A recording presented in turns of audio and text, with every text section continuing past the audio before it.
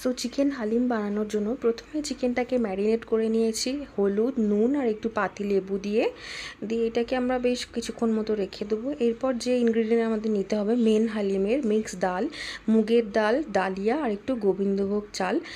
চিকেনটা রেডি করার জন্য যে মশলাগুলো দরকার সেটা হচ্ছে নুন, লঙ্কার গুঁড়ো, কাশ্মীরি লঙ্কার গুঁড়ো, হলুদ গুঁড়ো, ধনে গুঁড়ো, জিরে গুঁড়ো, গোলমরিচ গুঁড়ো আর গরম মশলা। এরপর আমাদের প্রিপেয়ার করে নিতে হবে একটা গুঁড়ো মশলা, যেটা কিনা আমি স্ক্রিনে মেনশন করে দিচ্ছি নামগুলো লিখে।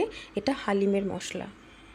যেটা লাগবে সেটা হলো পেঁয়াজ, কাঁচা লঙ্কা, আদা রসুন বাটা, এটা হচ্ছে রসুন বাটা, এরপর আদা বাটা, ধনের পাতা, পাতিলেবু এবং কাঁচা লঙ্কা, রকম ডাল এবং যে গোবিন্দভোগ চাল এবং ডালিয়া সেগুলোকে একটু রোস্ট করে নেওয়ার পরে এগুলোকে একসঙ্গে প্রেসার কুকারে দিয়ে 7 থেকে 8টা সিটি দিয়ে ভালো করে সিদ্ধ করে নিতে হবে। দেন পেঁয়াজগুলোকে স্লাইস করে কেটে নিতে হবে এবং যে মশলাটা নিয়েছিলাম হালিমে সেগুলোকে একটু রোস্ট করে নিতে হবে। হালকা করে রোস্ট করতে হবে, বেশি করলে এটা জ্বলে যাবে। তারপর এটাকে মিক্সার গ্রাইন্ডারে দিয়ে ভালো করে গুঁড়ো করে নিতে হবে, একটা ফাইন গ্রাইন্ড করে নিতে হবে।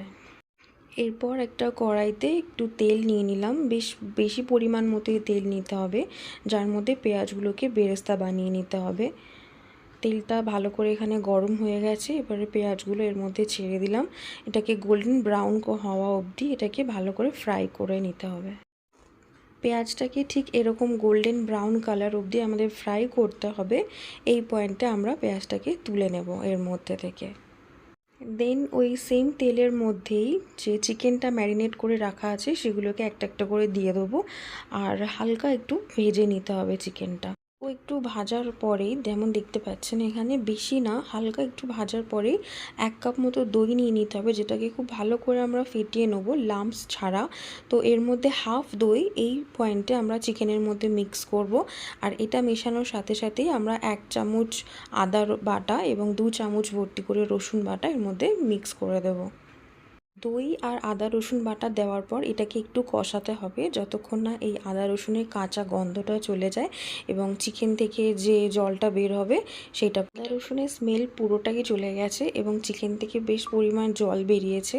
এই পয়েন্টে এখানে আমাদের যে গুঁড়ো মশলাগুলো সেগুলো অ্যাড করতে হবে, জিরে গুঁড়ো, ধনে গুঁড়ো, লঙ্কার গুঁড়ো এবং একটু গরম মশলা ইত্যাদি, এগুলো সব মিশিয়ে দিতে হবে। এগুলো মেশানোর পরে বেশ 10-15 মিনিট আমি এটাকে ভালো করে কষিয়ে নিয়েছি, যার ফলে চিকেনের জলটা একেবারেই মরে গেছে এবং উপর থেকে পুরো তেল ভেসে উঠেছে। চিকেনটা পুরোপুরিভাবে কষানো আছে। এই পয়েন্টে আমাদের যে ভাজা পেঁয়াজগুলো রেখেছিলাম সেইগুলো তার অর্ধেকটা নিয়ে চিকেনের মধ্যে মিক্স করে দিতে হবে, আর বাকি অর্ধেকটা যে হাফ দই রেখেছিলাম সেই দইয়ের মধ্যে সেই ভাজা পেঁয়াজটা মিশিয়ে নিতে হবে। চিকেনটা এই ভাজা পেঁয়াজের সাথে মেশানোর পরে এই দইটাও ওই চিকেনের মধ্যে মিশিয়ে দিতে হবে। এই দইটা চিকেনের মধ্যে মেশানোর পরে এটাকে আরও 5 মিনিট মতো কষিয়ে নিতে হবে। দেন এটাকে ওই ডালের সাথে মিক্স করে দিতে হবে, তাহলেই রেডি হয়ে যাবে চিকেন হালিম। এখানে আমার হালিমটা প্রিপেয়ার হয়ে গেছে, ওই ডাল আর চিকেনটা এর মধ্যে আমি মিক্স করে দিয়েছি। ঘনত্বটা আপনার উপরে নির্ভর করছে, যতটা পাতলা চাইবেন ততটা করে নিতে পারবেন। আমি এই পরিমাণ রেখেছি। এরপর এটাকে উপর থেকে ধনের পাতা এবং কাঁচা লঙ্কা পাতিলেবু দিয়ে সার্ভ করতে পারেন।